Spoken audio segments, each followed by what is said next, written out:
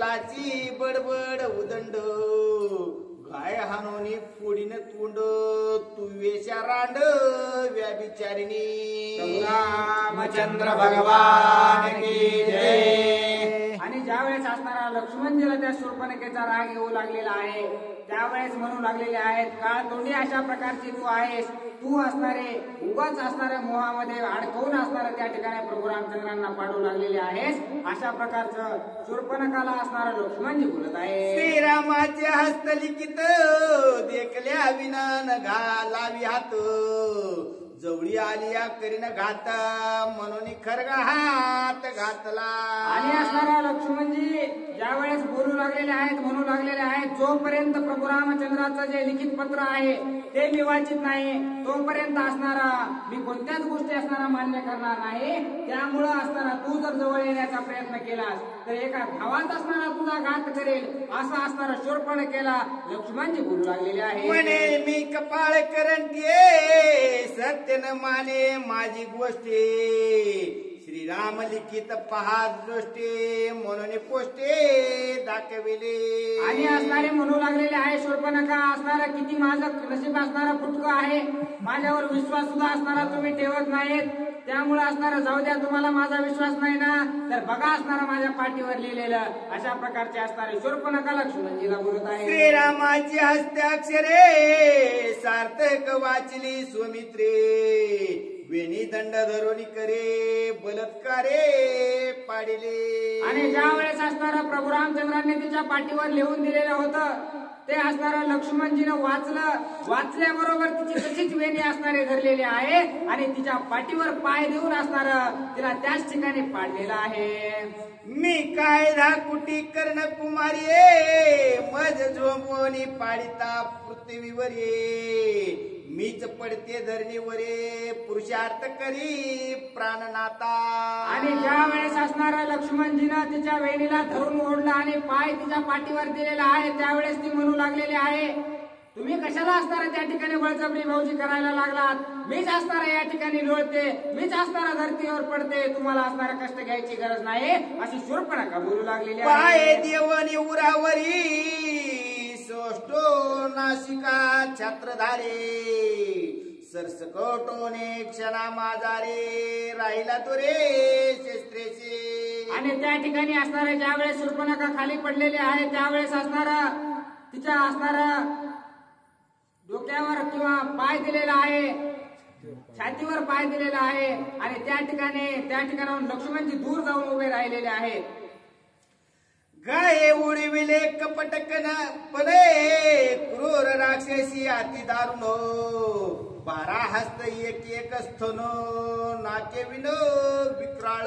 आणि लक्ष्मणजीने तिच्या छातीवर पाय दिलेला आहे आणि छातीवर पाय देऊन असणारा त्या ठिकाणी एका हातानं कपाळ दाबलेला आहे आणि तिचं मुंडकं असणारं त्या नाक असणारं त्या ठिकाणी एका घावात असणारं तोडून टाकलेलं आहे तिचे कान असणारे त्या ठिकाणी तोडून टाकलेले आहेत. अशा प्रकारचं ज्यावेळेस त्यांनी कृत्य केलं त्यावेळेस आपलं जे मूळ रूप आहे ते असणारं शूर्पणखेने धारण केलेलं आहे.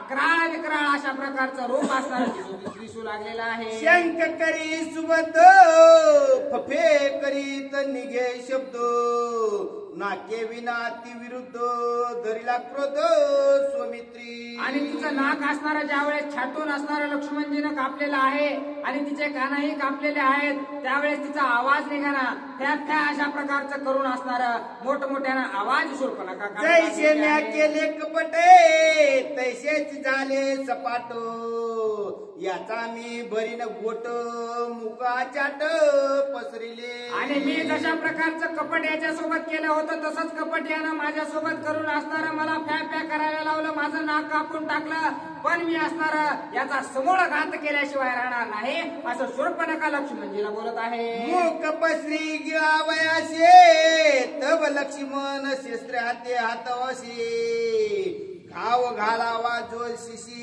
तव राक्षसे पळाले.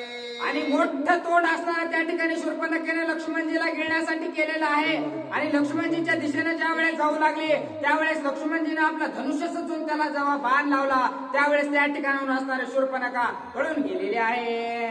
स्वमित्राला पंचवटी श्रीरामाशी सांगितली गोष्टी राक्षसी ते कोटे टाळी पिटी परस्परा.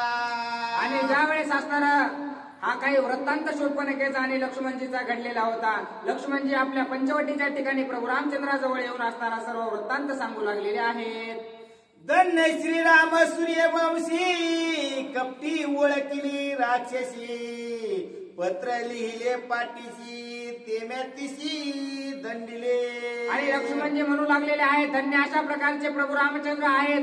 त्यांनी असणारं जे पत्र लिहायचं होतं ते असणारं बरोबर तिच्या पाठीवर लिहिलं म्हणजे तिलाही पाहता येत नाही आणि निरोप माझ्यापर्यंत पोहोचेल अशा प्रकारचं पत्र प्रभू रामचंद्रांनी लिहिल्यामुळं त्या राक्षसनीच्या नाक कान कापण्याचं सामर्थ्य मला लाभलं. म्हणून असणारा प्रभू रामचंद्रांना धन्यता देऊ लागलेले आहे. पत्र पडते तिच्या हाती तैते भवती आम्हा भोवती भली श्रीरामे केली युक्ती पुष्टपत्रार्थे दंडविली. आणि प्रभू रामचंद्रांनी असणार जे काही पाठीवर पत्र लिहिलं होतं ते असणार अतिशय योग्य असं केलेलं आहे. जर तिच्या हातात पत्र दिलं असतं तर ती आमच्या गळ्यात पडली असती असं असणार लक्ष्मणजी बोलू लागलेले आहे. तुझी आज्ञा आत्यंतिक आज्ञेने तिची लाविली शिको सुष्ट ओट छेदोनी नाशिक विरूपदेक ते केली. आणि प्रभू रामचंद्रा तुमची आज्ञा असणारी जी तिच्या पाठीवर लिहिलेली होती तिचं असणारं तंतोतंत मी पालन केलेलं आहे. तिचं नाक असणारं तिच्या वरच्या वटासकट असणारं त्या ठिकाणी मी कापून टाकलेलं आहे. तिचे कान कापून टाकलेले आहेत.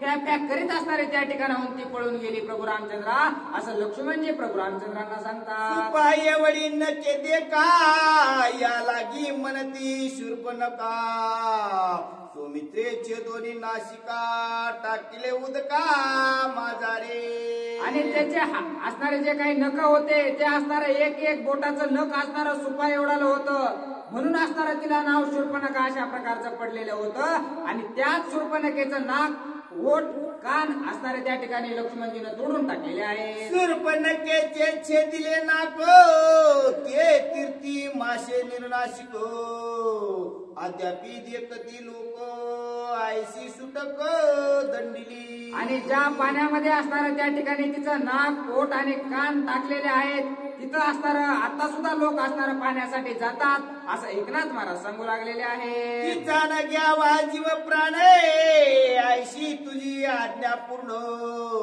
या लागी ते राखिली जाण गेली पळून पद्मपुरा. आणि प्रभू रामचंद्रा तुमची आज्ञा होती की तिचा असणारा जीव घ्यायचा नाही म्हणून असणारा ती वाचलेली आहे. तिचे फक्त असणारे नाक ओठ आणि कान तोडून असणारा मी तिला वापस लावलेला आहे. नाहीतर तिचा जागेवरच घात मी प्रभू रामचंद्रा केला असता असं लक्ष्मणजी प्रभू रामचंद्रांना सांगतात. सीतेशी म्हणे रघुनंदन स्वमित्र पत्नीचे लग्न नाशिका लावणी सुलग्न आला सावधान स्वमित्र. आणि त्या ठिकाणी असणारा प्रभू रामचंद्र सीता मातेला बोलू लागलेले आहेत की त्या ज्या शूर्पणखेचं लग्न लावायचं होतं ते बरोबर अशा प्रकारचं लग्न लावून असणारे लक्ष्मणजी आलेले आहेत. तिचं नाक कान कापून असणारं तिचं लग्न लावलेलं आहे असं प्रभू रामचंद्र असणाऱ्या हसत हसत सीता मातांना बोलत आहे. बोले सोळ या कारणे होईल बाणाचे उठणे अशुद्धे अंबा शिंपणे तळी बसविणे शस्त्राचे. आणि आता असणारं महाभयंकर अशा प्रकारचं त्यांचं लग्न होणार आहे. मोठमोठे रणकंदन असणार म्हणजे मोठमोठे डीजे असणारे त्या लग्नात असणारे बाणांचे वाजणार आहेत असं प्रभू रामचंद्र सांगू लागलेले आहेत. येते नाचेल रणधेंडा ओवाळणे पडते राक्षस मुंडा आईनी पायनी दोही कांडा शस्त्रे बडबडा बळ पडतील. आणि इथं असणारा ओवाळण्यासाठी राक्षसांचे मुंडके असणारे वापरले जाणार आहेत. इथं मोठमोठे असणारे जे लग्नाच्या विधी आहेत त्या असणाऱ्या युद्धाच्या विधीमध्ये असणारे एकनाथ महाराज सांगू लागलेले आहे. श्रीराम बोलिला आपणे झाले कलाशी कारण तिसरा आणि खर दूषण निर्दाळीन रणकंद. आणि प्रभू रामचंद्र म्हणू लागलेले आहेत आता असणार राक्षसांना मारण्यासाठी कारण आपल्याला भेटलेलं आहे.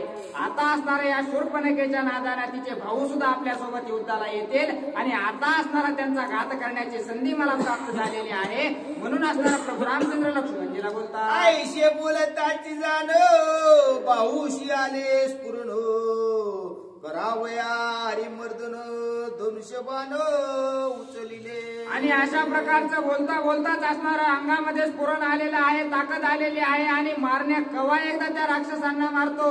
म्हणून प्रभू रामचंद्रांना उत्साह वाटू लागलेला आहे. उत्साहाच्या भरामध्ये असणारा आपलं धनुष्यबाण हातामध्ये घेतलेला आहे. एका जनार्दना शरणे शरण आले श्रीराम स्फुरण निर्दाळेल खर दूषण श्रोती अवधान मज द्यावे. आणि एकनाथ महाराज आपल्या गुरुला शरण जाऊन असणारं सांगू लागलेले आहेत की आजच्या अध्यायामध्ये असणार त्या शूर्पणखेचे नाक कान कापून असणारं प्रभू रामचंद्रांनी युद्धासाठी असणारं जे कारण आहे ते असणारं खर आणि दूषणाला दिलेलं आहे. आता उद्याच्या अध्यायामध्ये असणारे ते खर दूषण येतील आणि त्यांचा वध करण्याची अतिशय गोड अशा प्रकारची कथा उद्याच्या अध्यायामध्ये आहे. ती सुद्धा ऐकायला तुम्ही या असं एकनाथ महाराज सांगतात. इति श्री भावार्थ रामायणे अरण्यकांडे एका कार्तिकाय शूर्पणखा विरूपणम करणम नाम अष्टमाध्याय. कुंडले गवळदार विठ्ठल.